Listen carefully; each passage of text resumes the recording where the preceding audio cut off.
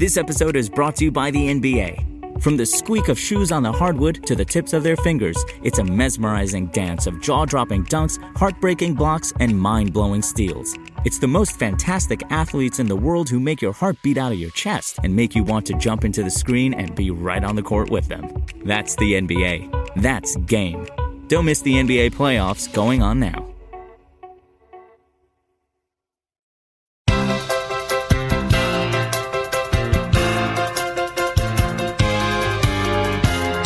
Everybody, welcome back to another episode of Simply Amazing. Folks, we are back from the All-Star break. I hope everybody had a nice few days. The Mets are in Pittsburgh. Got a couple of guys coming back. Speaking of a couple of guys coming back, Steven and Roberto Correa are back after our unfortunately cut-off conversation ahead of the draft. That was a snafu on my part, but gentlemen, welcome back. We're going to discuss a little bit about what to expect in the second half. We're going to go over what your thoughts on the draft were. How's everybody doing? Good, and I'm glad you mentioned that we didn't get to hear the last half of the podcast because actually, believe it or not, I predicted all 20 picks the Mets made correctly. All 20 of them down to pick 590 whatever. It was so yeah, a little bummer that that's not recorded, Tim, but. And Roberto, what's happening, my man? Hey, man, we're doing wonderful, man. Just very excited to talk about what was going on and the positives of what we were able to do over the past handful of days. Cool. And are you guys, I mean, this is just a generality, but I assume you're both pretty pumped for the second half. The Mets have a healthy roster. They have J.D. Davis and Carlos Carrasco on the turnpike to returning. How you guys feeling on that front? Dreading it. No, kidding. This is wonderful. It's long overdue. It's so awesome to be able to see Carrasco come back, and it's nice to have a bat like Davis back in either the lineup or on the bench, whatever his role is going to be, however they try to move him around. Man, especially with what he's been doing in Syracuse, he's got like 4 home runs or so within his rehab stint. I don't know, he went 4 for 6 the other day with like 3 extra base hits or something. Yeah, on fire. I think he's 316 with like a 1200 OPS.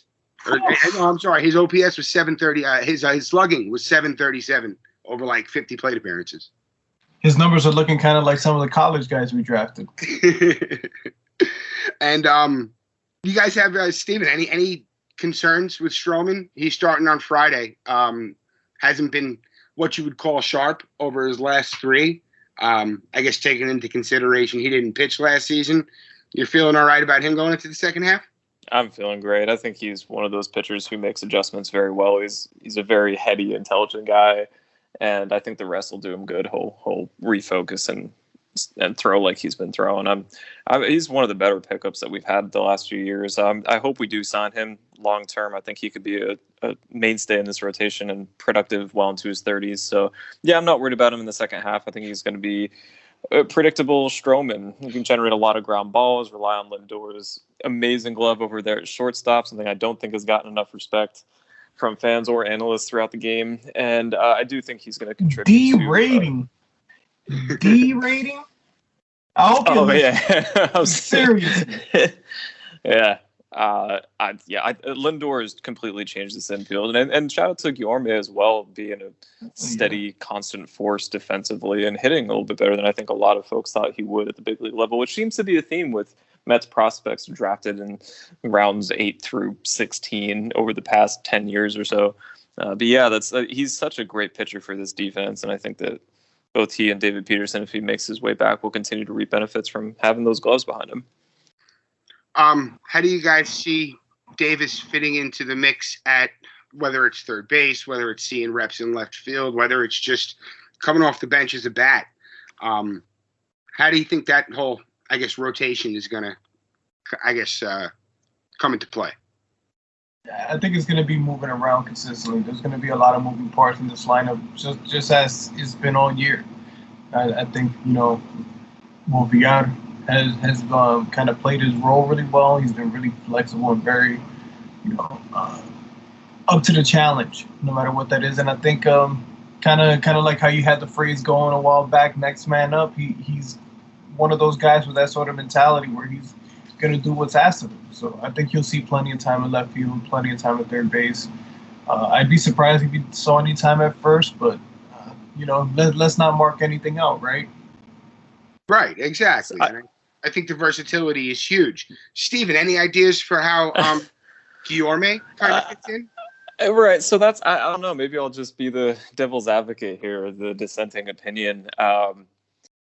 J.D. Davis has to hit a lot to justify his glove. And I'll put a number out there, and I don't want it to be a hard line in the sand by any stretch, but for me, he's got to be close to a 900 OPS, maybe 880, somewhere around there. He's got to be in that 130 WRC plus to justify somebody who will be among the league's worst at third or left field if he is out there consistently.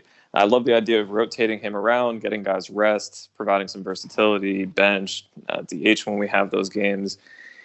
I just don't want him to get overexposed in the infield, and I think we have such a great thing going. Mostly ground ball strikeout pitching staff, and such a good defensive infield. I think Guillorme has won that job, and until he starts slumping at the plate, I think it's his. I know people want J.D. Davis's back in the lineup for a team that struggled to score runs. I understand that argument, but J.D. Davis really has to hit to justify it. And just to justify, or to rather counter what you're saying, maybe not counter, but so much as provide the avenue for how it's going to happen. They do still have VR and Guillorme on the team, and I think that those guys are going to be like the late inning replacements. I wouldn't be surprised if the games that Davis plays, if he's lifted in like the seventh inning for a defensive replacement, if they're already, I guess, well ahead in the game. But even if, I think that it wouldn't be surprising to see him out in about the seventh inning in any game that he starts. Agreed. And the Mets have so many good pieces that you can do that. And that's the bench mob has really been such a wonderful addition to this team. It doesn't feel like the Mets, right? We have bench players who can perform. We have a bullpen that's doing well. We have starting pitching that is overperformed. Yeah, like when did that ever happen? Oh, I mean, if you go back and look at the last couple of years, I think I said it on the Apple on Thursday. From 2018 to 2020, the Mets were 28th in baseball with negative 92 DRS and 22nd in baseball with negative 2.1 UZR by 150. Little 180. This season, they're 4th and 8th in baseball, respectively, in both. Do either of you feel that J.D. Davis could benefit from, now the Mets are really employing more of positional shifting? They're doing so more than anyone else in baseball, 55%. I think the Dodgers are next at 53%. Do you think that Davis could benefit from, data-driven positioning? So I want to let Ray take this one, and just before, because he won't brag about it, but Ray's been talking about this since before it became a thing. Like, I'm sure major league teams were doing it, but people weren't talking about it. It wasn't anything covered. Ray has seriously been talking about this for probably 7 years. So just Ray, take it away, because I know this is like entirely your field of expertise here. Please do. Well, it's kind of difficult to say, I think, still with somebody like Davis. More so because we've seen how analytics has benefited certain people. Like we saw previously with Curtis Granderson, how he went from having a down season to having an up season because they changed the way he positioned himself and where he starts off in the outfield. Well, we've seen the same thing similarly this year with Brandon Nimmo, and how him playing back has actually benefited his defense. And how, I mean, he stole that home run the other day and almost stole another. It's just being in the right place at the right time is definitely beneficial towards anyone out on the field.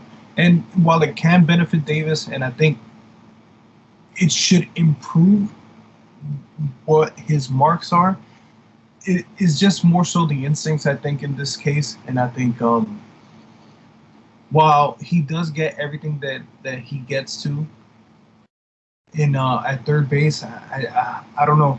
It's just there's still a mark for concern for me. So even if he is better, I'm not going to be surprised to see him lifted late in games. I just don't see it changing as much as it does with other guys. It's a tough one for me.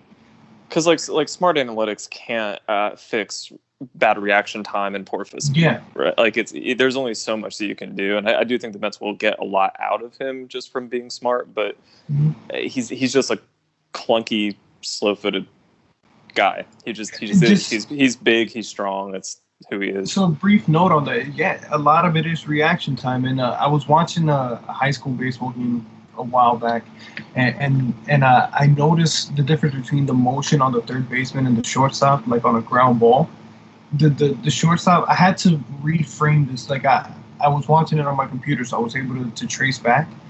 And it took the third baseman about a whole second after to react to when the shortstop was moving. And that kind of blew my mind. I was like, wow, there could be that big of a difference between when two guys move.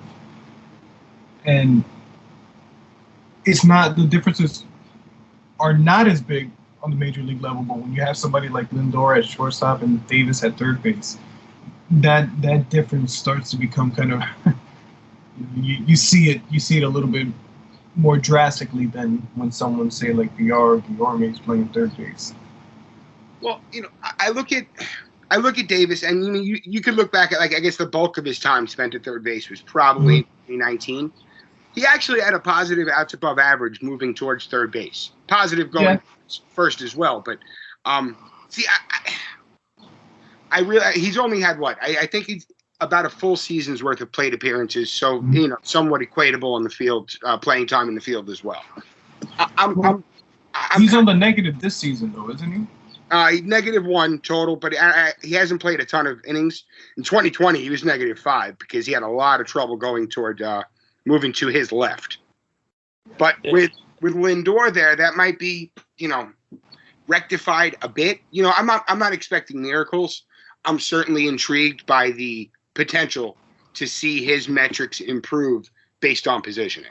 And he's always had such a great arm. I mean, but this is not hyperbole. One of the best arms in all of baseball from a position player. It's an absolute cannon. So you want him to get that just slightly better jump, slightly better range, because he could be a very serviceable third baseman. And the Mets obviously have a need there, especially considering what his bat can do.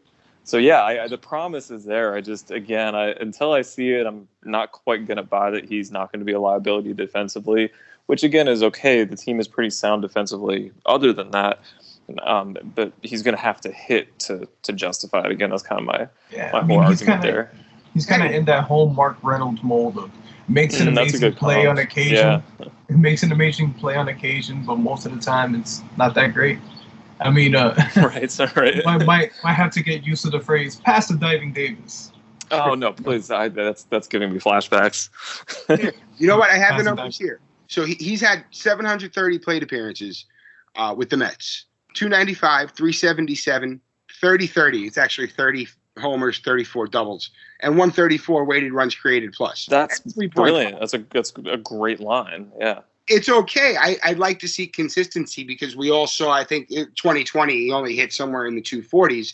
His OBP was still very high, and he still served his purpose. But, I guess a combination of a more patient hitter and the 2019 Davis that we saw, that's a positive for this roster, at least in my opinion. You have to kind of find ways to get it into the lineup as long as he's absolutely. I think they're definitely gonna. If I was to make a prediction, I think that he would play somewhere around like 40% of starts right now. Yeah, I could see that. I could see that for sure. Get him 30 plate appearances every couple of weeks. I think that's a net positive for the roster. Do you think a 40-40-20 split between Guillorme, Davis, and then VR is a good mix? So somewhere maybe like a few percentage points. Maybe it's like 35, 45, and then 20. Mm-hmm. Yeah, I can see that. You know what? I wouldn't mind seeing Guillorme play a little second. I wouldn't mind seeing McNeil at third sometimes. Really, whatever they have to do to kind of make the versatility work, because it's going to make the roster deeper, especially in a season that, we've seen how hard injuries can hit. The more guys being comfortable playing multiple positions is probably better for the team. I mean, hopefully guys don't feel too odd playing out of position too often or switching positions too often. I mean, we've seen the Guillormes up to the task. We've seen the BRs up to the task. So I mean, at least in the first half, these guys have impressed. So that's what they continue to impress. VR hadn't played. Shocking, not even impressive. No, VR hadn't played third base since what, 2016, and his metrics were awful. Yeah, he's been a very pleasant surprise. You have to find room for everybody. It's not easy, guys. We're gonna take a quick break because we still have to get to draft stuff. Let's hear from the sponsors. Pay the bills. It's what we do, and we'll be right back. Hang tight. Support for this podcast comes from Invent Together. According to studies, less than 13% of all inventors who hold a U.S. patent are women. Black and Hispanic college graduates patent at half the rate of their white counterparts. But we can fix that by increasing participation in innovation and patenting by underrepresented groups. It would quadruple the number of American inventors and increase annual GDP by almost $1 trillion.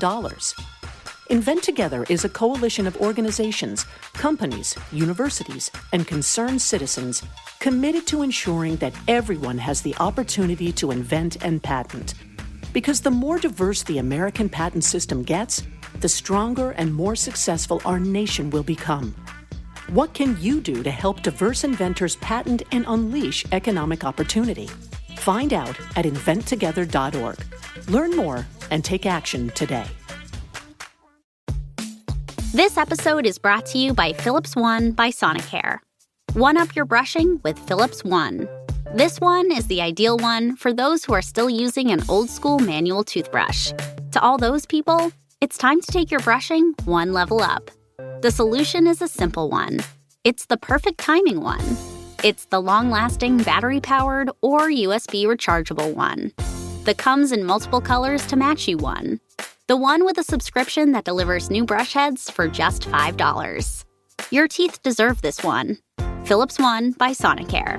One up your brushing. Learn more at philips.com/one. That's philips.com/ONE. This episode is brought to you by HP Instant Ink. No one is reading your mind, but HP Instant Ink knows when your printer is running low and sends you new cartridges, so you never have to think about ink. Save up to 50%. You'll pay less than $5 a month for ink and never run out again. Find out if your printer is eligible and enroll today at hpinstantink.com. Conditions apply.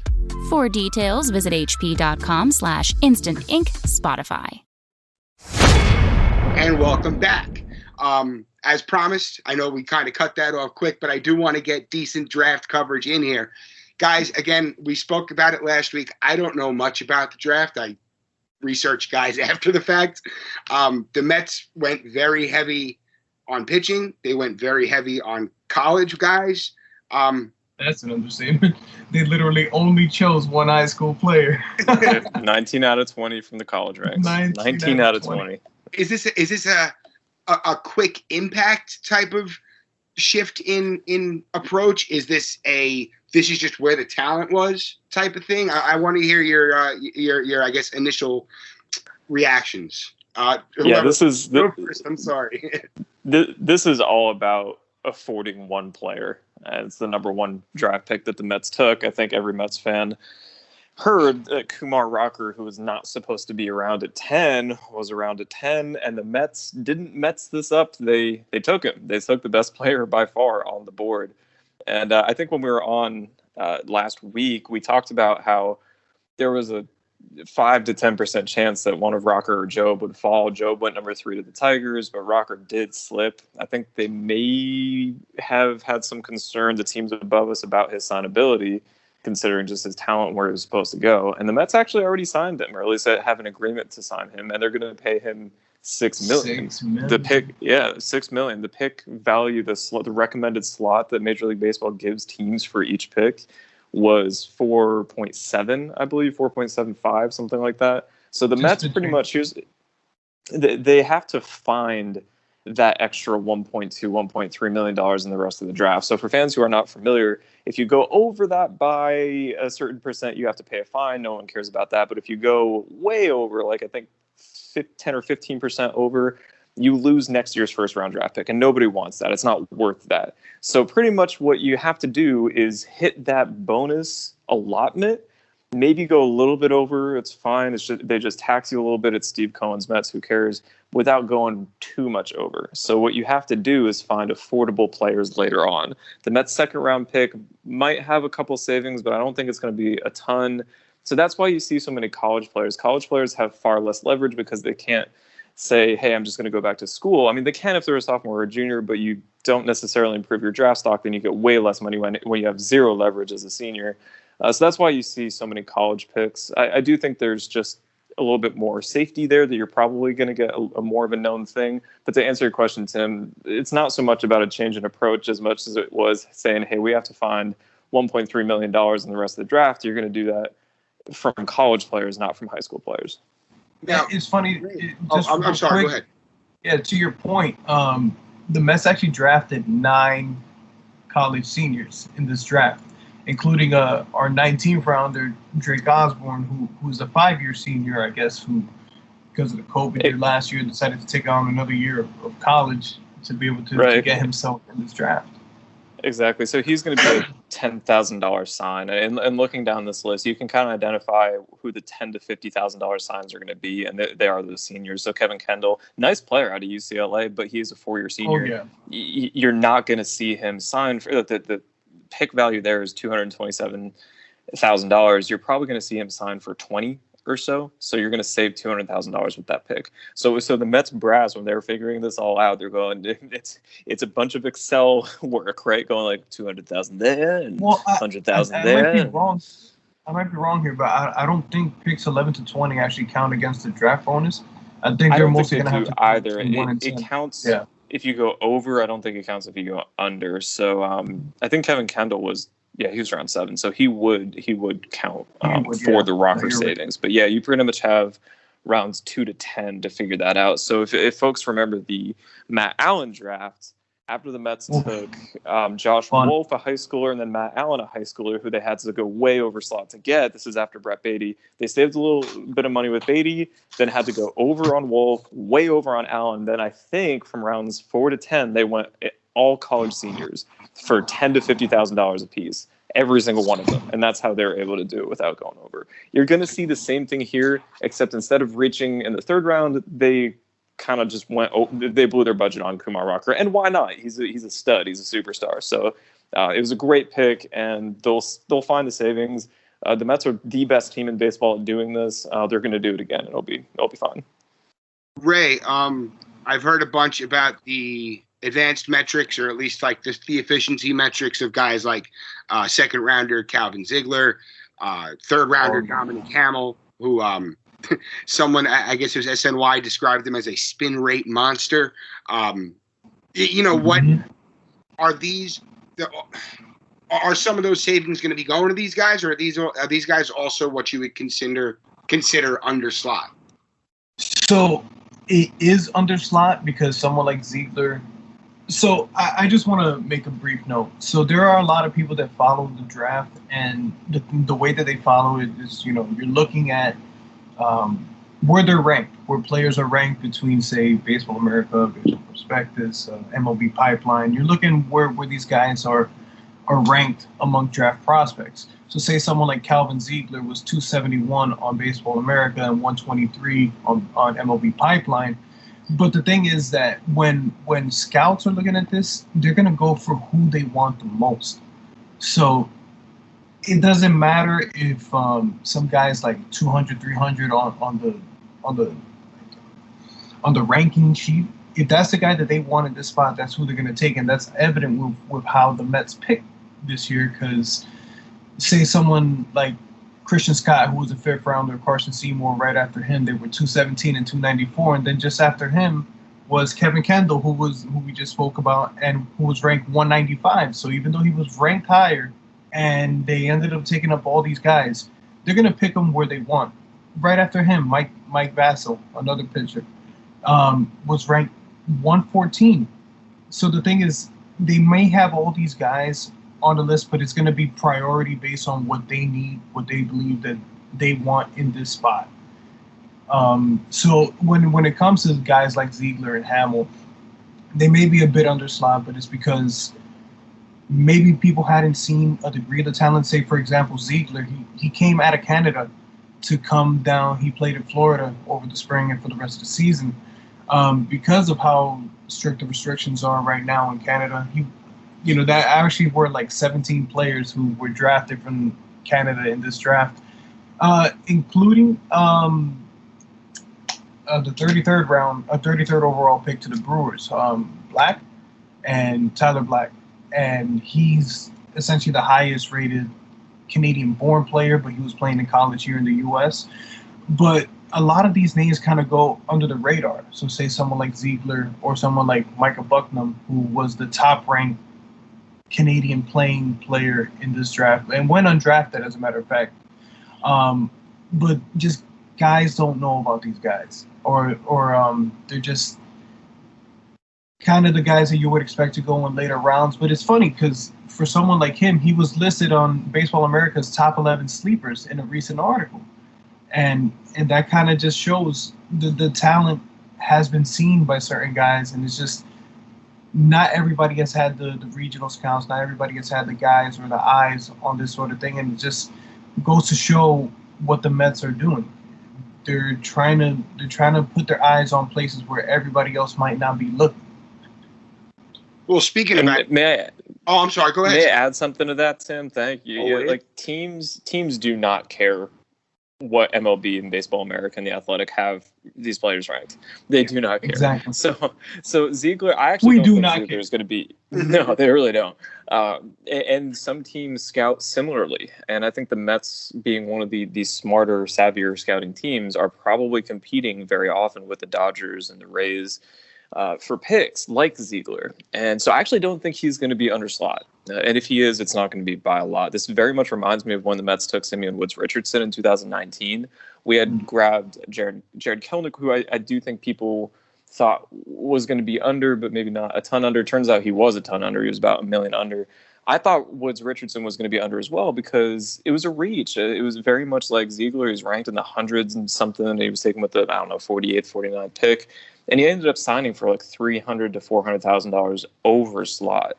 Why is that if he was lower ranked? Well, probably because there was a disconnect between what MLB and Baseball America thought and what these teams who know more than we do, they really do, what they thought. And if the Mets are looking at Ziegler going, hey, I know the Dodgers were scouting them, and they were going to take him later in the second round if we didn't take him here, guess what? Ziegler's getting his 1.6 million. He's going to get that. I do think Hamill is going to be very much underslot because he's a senior. I think you could get him for $100,000 instead of $750,000. But yeah, just wanted to throw that in there. Yeah, teams do not care what these rankings look like when they take these players. Who was the? I think one of you might have just brought him up. Rowdy Jordan, outfielder. Rowdy. He was a big SEC, right? Yeah, I got to see Rowdy Jordan play a couple times, both on television and in person, when he was facing off against Texas, who's my local team here down in Austin. Really good player, reminiscent of Jake Mangum, both because he has kind of long, flowing blonde hair, and he manned center field for Mississippi State, just like his predecessor, and he got drafted by the Mets. Not quite as early as Mangum did, down in the 11th round, but he's a nice player. You know, he's most optimistically, he's a table setter, center fielder, stolen base threat at the top of the order. More likely, he's a utility outfielder, but a nice pick down there at round 11, even though he is a bit of a rival of my favorite college team. A good organizational guy. You know, he's round 11 pick. If he doesn't make the big leagues, who cares? Most 11 round picks don't make the big leagues. But the Mets target these guys who have good overall skills, and he's one of them. He's just a very nicely rounded player and was a big part of that championship team. It's kind of like we were talking about last week when we were able to speak to you. I don't know if I think this part actually got cut off, but me and Steven were talking about how after the first handful of rounds, what you're looking for are big tools. You're looking for guys who have some big talent. And it's funny with Jordan. He's a guy who was successful 25 out of 29 times in stolen base attempts. He's a guy who still hit 10 home runs despite hitting for a high average. So there are some projectable tools that are there. do you guys? I mean, I saw numbers. I think it was Spot Track who put them up. You know what? I have it right here. I bookmarked it just for this. Here we go. Just I guess speaking of development, and I guess I'm assuming teams maybe find it easier to find pitchers to fit their mold. But anyway, in the first 10 rounds of the draft, 173 pitchers were drafted, 48 outfielders, 35 shortstops, 25 catchers, 13 third basemen, 12 second basemen, and 5 first basemen. I mean, I don't pay a whole lot of attention to the draft. Is this normal?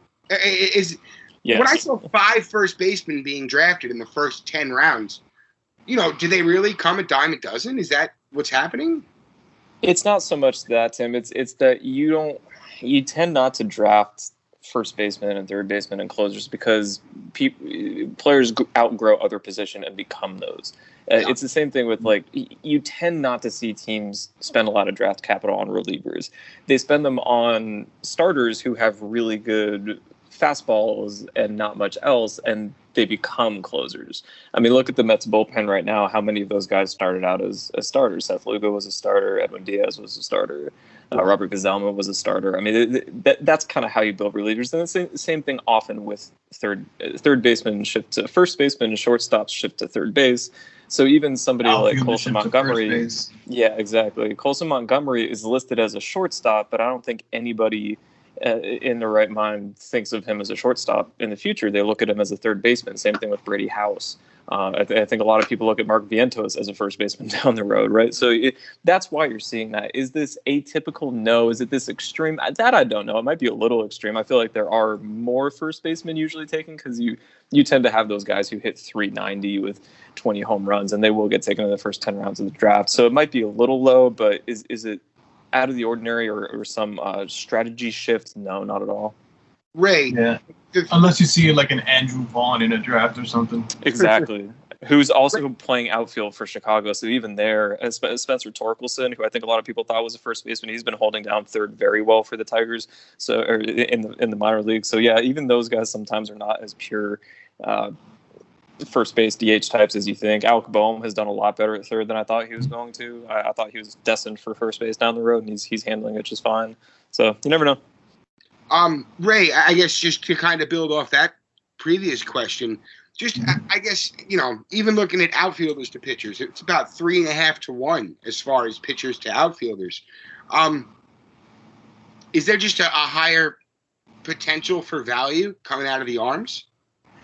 Yeah, I think that's kind of the tough thing. Pitchers are at a premium right now, man. I mean, if you're going to trade for a pitcher, you're going to be trading for a high price. If you're looking to pay for a pitcher on the open market, I mean, guys got bigger contracts than we were expecting over the last handful of years. I mean, Tijuan Walker even got roughly around $10 million for this year, and even with his injuries, just the talent that's there can earn a guy a contract. If a team best signing in the offseason, by the way, it's just the absolutely best offseason signing. Let's make that mark right now. Yeah, that's a good call. But then also guys like Gio Gonzalez last year maybe got somewhere around between $5 and $7 million, despite being towards the end of his career. It's just you can never have enough pitching, and let's say someone like the Angels proved that organizational philosophy this draft because they drafted nothing but pitchers, all 20 rounds. Wow. Something I don't think I've seen before. Yeah, I don't think it's happened before. I think I saw it was the first time that a team has done that. And we're seeing it this season too. I mean, we've had to go with some bullpen games that we weren't expecting to do because we didn't have the right amount of stock in pitching. Even though we thought we were plenty deep and we were entering the year in theory, but again, baseball's pretty unpredictable, and the more you have, the better. Before we wrap up here, do you guys have I guess I don't want to call him a sleeper because there's probably value in all these guys, but out of that first 10 rounds, or even if you want to stretch it to the first out of the whole 20, just because you might see some guys you like, any unheralded impact makers you see in there? Ray, you hit this first because I just tweeted about this actually, so I'll get mine in a second. It's funny. We were talking about Rowdy Jordan earlier. He's one of my guys. I also really like the guy picked right after him, Jack Thomas Wold, who hit 12 home runs in 140 PAs this season. His OPS was right around 1,300, and he walked more than he struck out 19 times to 14 times in 140 plate appearances. And it is that kind of eye that it seems like the Mets were going for, because even the pick right after that, Matt Ruddick, he's a guy who struck out 9 times in 178 at-bats, but walked 26 times. Guy who hit 410 in his season. It seems that the Mets were prioritizing guys who had good eyes that way, and I think that's a philosophy that I kind of agree with. When I was looking at guys like McNeil coming up, that's kind of the reason why I wrote an article early on when McNeil was on the minors before he got called up, about how he could be a regular utility guy on a major league team, and I believed in it because of what his bat to ball skills were, his hand-eye coordination, his ability to see pitches. Guys like Yorme, I felt the same thing for, because they make a lot of contact, they don't strike out often, and they don't swing outside of the zone. A lot of these guys are keeping their bats in the zone when the pitch is there, and outside of it when it's not.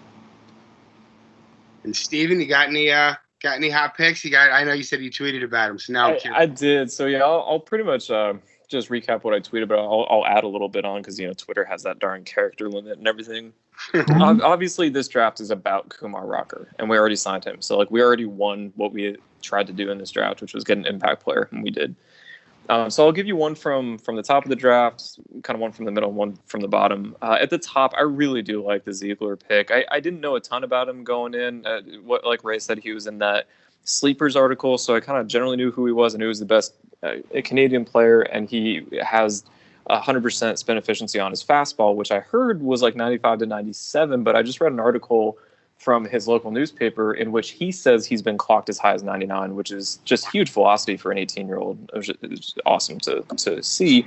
And the Mets tend to be pretty efficient at developing raw pitchers with big fastballs. We do very well with them. He spins a slider. He doesn't have a lot else, and his control just isn't there yet. So he is a project, but I really like him. Right after him, the Dominic Hamill pick, I think, has the best chance past Rocker of making a big league rotation.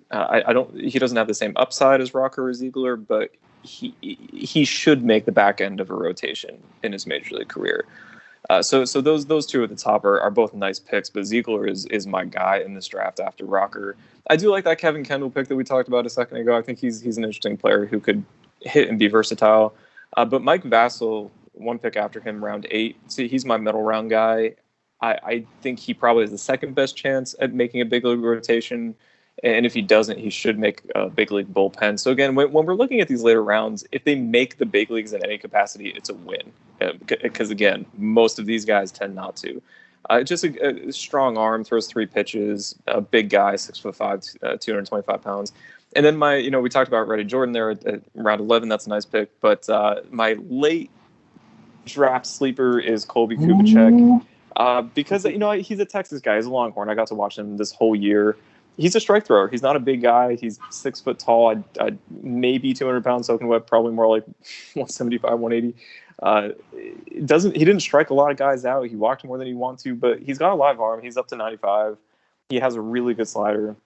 He again, not a starter, probably a reliever, not a closer either. But we're talking about the 532nd overall pick here. If he makes a big league bullpen, that should be seen as a win, and I do think he will, and I think he'll be pretty effective in short spurts in the middle to back end of a bullpen. So yeah, I see all those guys making the bigs, which would be a very successful draft, and yeah, obviously a lot can go right or wrong with any of these players, including Kumar Rocker. So that's what makes it so fun, right? Is you get to look back on this in 10 years and go, how could I have been so stupid? Or pat yourself on the back and go, I'm a draft god. Take your victory lap. Just based on what you guys just told me, how it's rare that you see relievers drafted high. I'm just going to go just based on that alone with Keyshawn Askew, who's a left-handed reliever. And if they felt so highly about him to draft him in the 10th round as a reliever, I'm with it. I'm really curious about him because I think if this had been a couple years ago when the loogie was a role, I think he would have been drafted higher. So I think the Mets believe he can get right-handers out as well. I mean, he's also kind of the control guy. Yeah, walking less than two per nine. Mm-hmm. And if I could just touch real quick, because you mentioned Mike Basso, he's kind of the guy that you and I always end up talking about in an organization, because he's a guy with a 4-pitch mix, but he's like more command guy than he is power, overwhelming guys. It's just being able to put his pitch where he wants it to be, and his pitch being every pitch he has. You know, whether it was a guy like the Bill Chrismat a couple of years ago, who's now doing pretty well out in San Diego, and just those kind of names that we always end up talking about. And so there are a lot of names like that in this draft. Oh, by the way, just a name that I was familiar with. I was familiar with probably 5 or 6 of these names just from watching college baseball throughout the year. The Longhorns played Kansas State middle of the season and absolutely torched Carson Seymour. It was hands down his worst start of his entire career. It was like, he didn't get out of the 3rd inning. I think he gave up 7 or 8 runs. They just teed off on him.